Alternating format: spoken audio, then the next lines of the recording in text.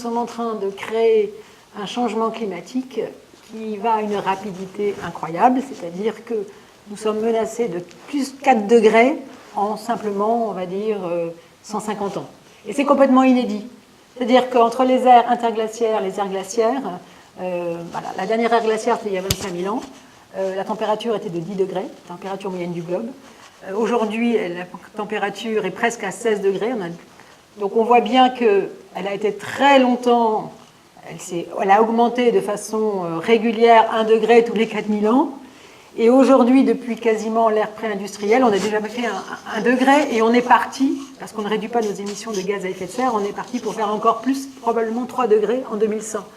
Donc vous voyez que comment va-t-on pouvoir embarquer une planète avec 9 milliards d'habitants en 2050 et peut-être au-delà de 10 milliards à la fin du siècle, comment va-t-on pouvoir embarquer une planète entière sur un nouvel âge d'or dont on ne sait pas de quoi sera-t-il fait, avec un nouveau mix énergétique pour lutter contre un changement climatique qui va être extrêmement brutal et qui va perturber absolument tous les recoins de la planète et absolument tous les foyers de la planète.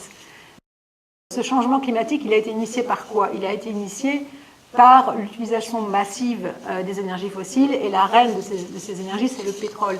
Et le pétrole, en fait, il faut comprendre que c'est une formidable industrie qui a financé d'autres industries adjacentes, qui est dans tous les compartiments de la vie industrielle et économique et politique, et qui a généré une rente incroyable. Donc, en fait, le changement climatique est un ennemi pour ceux qui détiennent cette rente, puisque le changement climatique nous demande de changer nos modes de vie, nos modèles économiques. Donc la résistance, elle vient aussi de ceux qui tiennent la rente, ce que j'appelle l'aristocratie fossile, parce qu'ils sont encore à se demander, est-ce que ça vaut la peine que je tienne encore la rente ou que je l'abandonne? Et donc la résistance, on est rentré dans cette force un peu de frottement entre ceux qui sont de la vieille école et qui disent pour l'instant on peut encore refaire un tour de manège et s'enrichir, parce qu'il y a encore du pétrole, etc., et qu'on est indispensable dans tous les compartiments de la vie industrielle, etc. Et puis il y a ceux qui disent peut-être qu'il faut basculer vers autre chose. Il y a aussi le fait que ceux qui sont au pouvoir sont des hommes de la vieille école qui ont été façonnés à ce mythe du progrès et qui peut ne le voir que dans une expression de la toute-puissance de l'homme sur la nature. Et le changement climatique nous appelle à plus d'humilité aussi. Donc il y a aussi des sujets plus profonds de notre relation au vivant, notre relation à la nature. Alors, économie paresseuse, c'est un terme qui s'est imposé à moi tout simplement en référence à l'économie linéaire. C'est-à-dire, je prélève ressources infinies, je transforme sans me soucier des externalités environnementales, sociales, c'est-à-dire qui je fais travailler et la pollution que je génère, et je produis des déchets infinis, c'est pas mon problème. Voilà.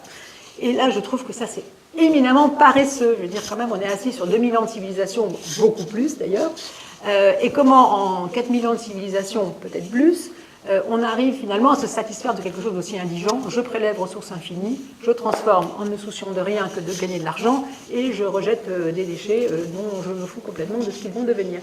Et c'est pour ça que la notion d'économie circulaire m'interpelle, mais pas tellement parce qu'elle est vertueuse au sens où éco-conception, je prélève juste ce dont j'ai besoin, j'optimise dans les cycles de production et je produis le moins de déchets, je génère le moins de déchets possible, et les déchets que je génère, même en phase ultime, j'essaye de les remettre, soit de les remettre dans une phase de production, soit parce qu'ils vont créer de la chaleur, soit parce qu'ils vont être valorisés, ils vont devenir des matières premières secondaires. Mais ce cycle d'économie circulaire, je le trouve très intelligent. Et c'est en ça que je dis, mais les ingénieurs, soyez ingénieux. C'est un superbe défi à l'intelligence humaine que de repenser nos modèles économiques en mode circulaire, plutôt que cette espèce d'économie paresseuse qui finalement ne demande pas énormément d'innovation. Quand on traverse le livre d'histoire, quand on traverse le livre des inventions, les grandes découvertes, les hommes politiques, etc., on ne parle qu'au masculin. Et aujourd'hui, on voit que cette toute-puissance qui a été générée par des modèles économiques, des modèles industriels, dans lesquels finalement, ce sont vraiment les hommes, et surtout les hommes blancs, qui ont été aux manettes.